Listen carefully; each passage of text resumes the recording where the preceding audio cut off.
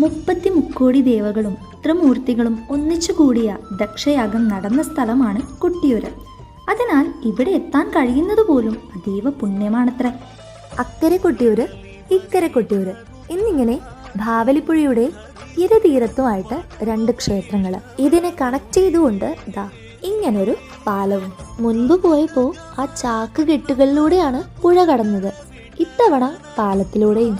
പാലത്തിലെ തിക്കും തിരക്കും ഒക്കെ നിങ്ങൾ പല വീഡിയോസിലും കണ്ടിട്ടുണ്ടാവും.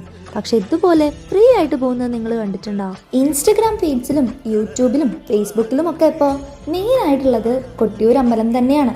അതുകൊണ്ട് ദക്ഷിണ കാശി എന്നറിയപ്പെടുന്ന കണ്ണൂർ ജില്ലയിലെ പ്രധാനപ്പെട്ട അമ്പലമാണ് കൊട്ടിയൂർ എന്നും പ്രദക്ഷിണ വഴിയിൽ ജലമൊഴുകിയിരിക്കണം എന്ന ആചാരപരമായ നിബന്ധനയുള്ള ഏക ക്ഷേത്രമാണിതെന്നും പുരാണങ്ങളിലെ ദക്ഷയാഗം നടന്ന സ്ഥലമാണ് കൊട്ടിയൂരെന്നും ഒരു വൈശാഖ നാളിലാണ് ഈ ദക്ഷയാഗം നടന്നതെന്നും പിതാവ് നടത്തുന്ന യാഗത്തിൽ പ്രിയതമനായ ശിവനെ അവഹേളിച്ചതിൽ ദുഃഖിതയായ സതീദേവി യാഗാഗ്നിയിൽ ചാടി ജീവൻ ഒടുക്കിയ സ്ഥലമാണിതെന്നും ഇങ്ങനെയുള്ള ഐതിഹ്യങ്ങൾ ഞാൻ പറയേണ്ടതില്ലല്ലോ അല്ലേ? എന്തായാലും ഇത്ര വരെ കേട്ടതല്ലേ. സ്ത്രീകൾക്ക് ഇനി കുറച്ച് ദിവസം കൂടിയേ പോകാൻ പറ്റുള്ളൂ കേട്ടോ.